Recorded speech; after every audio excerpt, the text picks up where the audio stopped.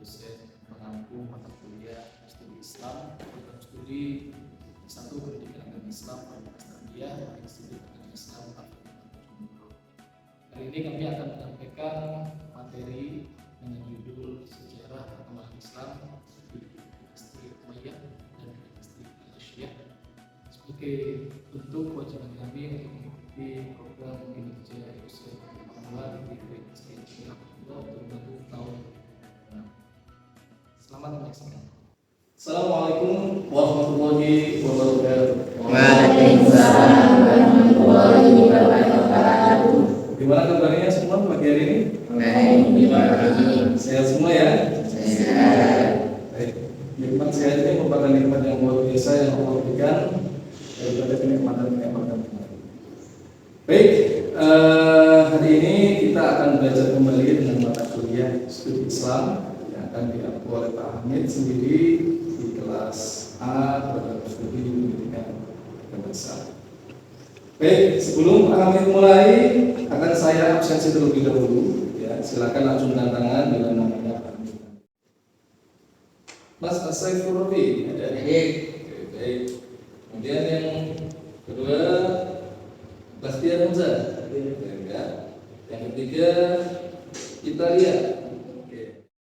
Hari ini dengan bacaan suratul Fatihah dengan harapan semoga perkuliahan ini berjalan dengan lancar dan membawa manfaat untuk semua. Silakan ketua kelas Mas Adi Nova untuk memimpin jalannya perkuliahan. Silakan. Doa mulai. Doa selesai. Baik, hari ini kita akan sama-sama belajar membahas tentang sejarah perkembangan Islam, dinasti Umayyah dan dinasti Abbasiyah. Kira-kira kalian tahu nggak dinasti Umayyah dan dinasti Abbasiyah ini mereka memimpin peradaban dunia sebelum Khulafaur Rasyidin atau setelah Khulafaur Rasyidin?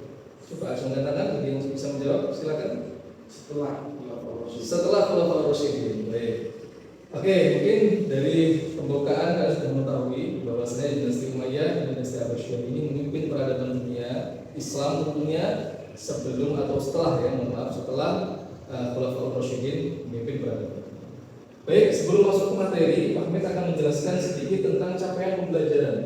Ya, capaian pembelajaran pada materi ini yang pertama adalah mahasiswa memahami secara umum tentang perjalanan sejarah Islam dari masa Khalifah dinasti Umayyah maupun dinasti Abbasiyah. Dan yang kedua, mampu menjelaskan sejarah Islam pada masa kekhalifahan Umayyah dan Abbasiyah. Dan yang terakhir adalah mampu menjelaskan sejarah Islam pasca kekhalifahan Umayyah dan Abbasiyah. Yang pertama kita akan membahas tentang dinasti Umayyah. Ya.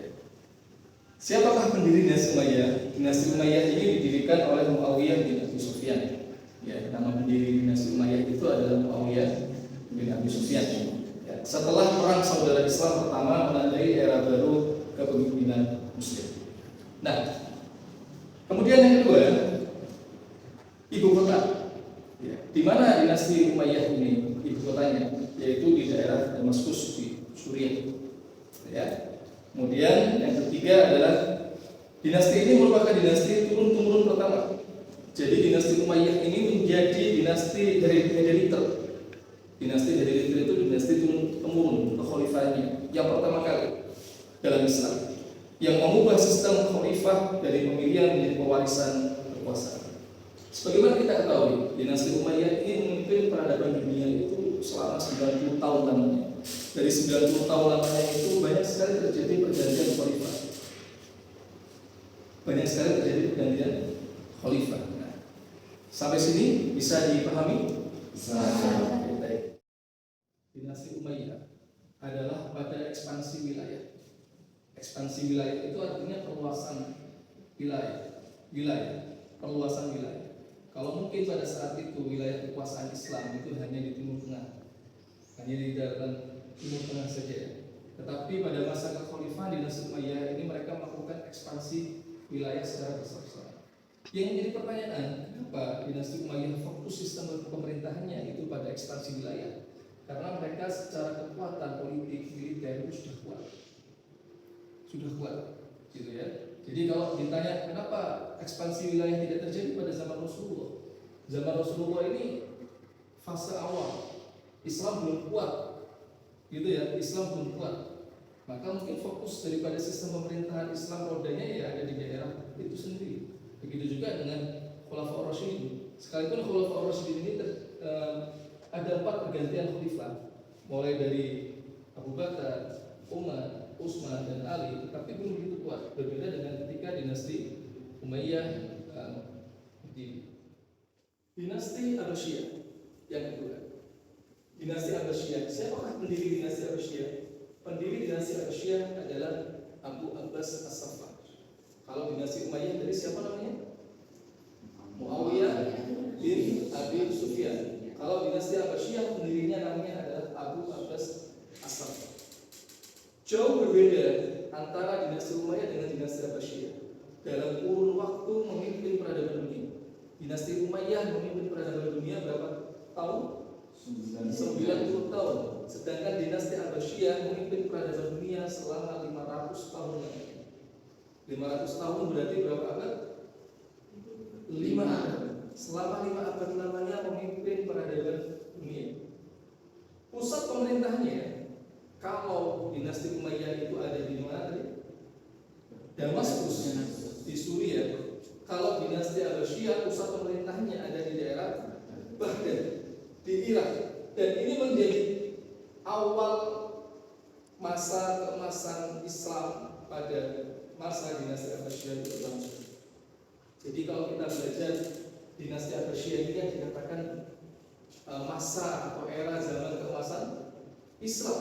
Nah, yang menandai pertama kali adalah ketika ibu kota negaranya dipindah, yang sebelumnya dari Damaskus di daerah Suriah pindah ke daerah Baghdad di Irak.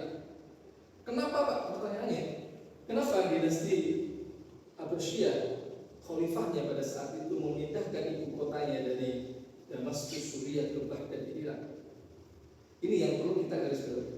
Yang pertama, karena pemerintah pada saat itu memahami bahwasanya peradaban dunia, peradaban sebuah negara itu akan maju berkembang ketika yang menjadi perhatian tolak ukurnya yang pertama adalah tentang pendidikan. Itu banyak sekali berkumpul masyarakat atau orang yang tidak hanya dari Timur Tengah saja. Ada orang Asia, ada orang Eropa, ada orang Afrika berkumpul jadi satu. Sehingga yang terjadi apa? Yang terjadi adalah sebuah asimilasi, ada pergesekan, ada asimilasi, saling bertukar pikiran, bertukar pendapat. Di mana sih di Eropa, di mana sih di Asia, di mana sih di Afrika? Tahu ya, saling bertukar pikiran. Nah, itulah yang menjadi sebab pertama kali kenapa dinasti Abbasiyah itu menjadi dinasti atau masa keemasan Islam. Yang kedua, perhatian pemerintah terhadap urusan pendidikan itu begitu luar biasa. Begitu luar biasa. Di antaranya, pemerintah dinasti Abbasiyah pada saat itu membangun sekolah pertama kali yang disebut dengan Bait Al-Ibnu Sina, ya kan? Yaitu mengambil nama dari ilmuwan Muslim yang bernama Ibnu Sina. Sekalipun diakuisisi, Ibnu Sina itu diakuisisi oleh orang Barat, diganti diubah namanya menjadi Avicenna. Ibnu Sina ini ilmuwan Muslim yang ahli dalam bidang kedokteran maupun dalam ahli dalam bidang filsafat. Baik, dari materi yang sudah Pak Hamid jelaskan tadi mengenai dinasti Umayyah dan dinasti Abbasiyah, ada yang ingin ditanyakan, silakan langsung tangan. Ya, saya. Mas Habib, silakan Mas Habib. Jadi, apakah ilmuwan yang lahir di dinasti Abbasiyah itu hanya lahir di bidang pengetahuan saja? Kalau di bidang agama itu apakah ada? Baik, pertanyaan yang sangat bagus sekali ya. Jadi Pak Hamid tadi sudah menjelaskan bahwa banyak sekali ilmuwan yang dilahirkan di era zamannya dinasti Abbasiyah. Ternyata tidak hanya ilmuwan yang ahli dalam bidang pengetahuan teknologi saja, termasuk ilmuwan Muslim yang mereka dilahirkan pada era zamannya dinasti Abbasiyah. Dalam bidang tasawuf, contoh seperti Abu Hasan Asy'ariyy, beliau dilahirkan pada era zamannya dinasti Abbasiyah. Ini membuktikan bahwasanya memang betul sangat tepat sekali ketika menjelaskan, menyampaikan bahwasanya dinasti Abbasiyah itu merupakan era zaman keemasan Islam. Sampai sini bisa ditangkap? Baik, kita masuk pada tahap yang terakhir, yaitu refleksi dan penguatan. Untuk menguatkan materi yang telah Pak Hamid sampaikan tadi, ada beberapa pertanyaan dalam bentuk kuis yang sudah Pak Hamid sampaikan, yang sudah Pak Hamid buat. Silakan dijawab bagi yang bisa. Oke, siap? Siap. Oke. Dinasti Umayyah yang berkuasa selama kurang lebih 90 tahun lamanya adalah, siapa yang bisa menjawab? Ya Pak, Oke, silakan. jawabannya adalah Muawiyah bin Abi Sufyan. Muawiyah bin Abi Sufyan. Oke. Kelihatan ya? Oke. B yang tadi. Coba kita lihat jawabannya apakah benar? Oke, tepuk tangan untuk Anda. Saya bacakan soalnya. Yang menjadi sebab dinasti Abbasiyah dikenal dengan zaman keemasan Islam adalah, silakan yang bisa jawab. Oke, kita lihat, silakan. Jawabannya C, yaitu wilayah kekuasaan yang sangat luas. Oke, kita cek dulu ya. Kita cek bersama apakah benar jawabannya C. Yang menjadi sebab dinasti Abbasiyah dikenal dengan zaman keemasan Islam. Apakah benar jawabannya? Oh, ternyata jawabannya yang benar adalah A. Apa jawabannya? Tidak apa-apa, kita beri plus untuk kita. Orang cendekiawan Muslim yang memiliki keahlian dalam bidang kedokteran dan filsafat pada masa dinasti Abbasiyah adalah, silakan yang bisa bilang. Oke, silakan. Saya Pak, Ibnu Sina. Jawabannya C. Yakin? Yakin ya? Oke, kita lihat apakah benar jawabannya C. Seorang cendekiawan Muslim yang memiliki keahlian dalam bidang kedokteran dan filsafat pada masa dinasti Abbasiyah adalah, oke, tepuk tangan.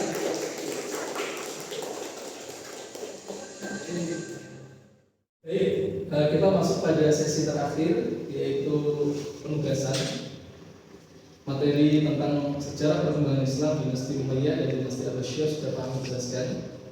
Maka untuk selanjutnya Pak Hamid akan memberikan tugas untuk kalian untuk proyek. Silakan kalian mengerjakan. Tugasnya adalah kalian melakukan penelitian secara mendalam mengenai permasalahan pendidikan agama Islam yang berkembang di masyarakat atau di lingkungan sekitar tempat tinggal kalian. Boleh di madrasah atau di lingkungan tempat tinggal kalian. Kalian mau mengobservasi adik kalian, boleh, tetangga kalian, atau tempat pendidikan, lembaga pendidikan di tempat kalian juga boleh. Silakan dilakukan penelitian secara mendalam tentang permasalahan pendidikan agama Islam. Itu ya. Contoh misalnya tentang pengaruh perkembangan teknologi saat ini. Bisa kamu kaitkan dengan hal itu. Bisa ditangkap? Bisa ditangkap. Oke. Aspek nilainya yang pertama adalah perencanaan yang memuat latar belakang serta rumusan masalah. Yang kedua, pelaksanaan yang memuat pengumpulan dan kelengkapan data serta pengolahan dan analisis data. Dan yang ketiga adalah pelaporan hasil yang memuat sistematika laporan. Minggu depan tugas ini wajib untuk dikumpulkan dalam bentuk paper. Bisa dipahami? Bisa dilaksanakan? Bisa. Baik, terima kasih. Saya sampaikan kepada seluruh mahasiswa yang telah hadir pada perkuliahan pagi hari ini. Marilah kita tutup perkuliahan pagi hari ini dengan bacaan hamdalah bersama-sama. Alhamdulillah. Sekian yang bisa Pak Hamid sampaikan. Wassalamualaikum warahmatullahi wabarakatuh.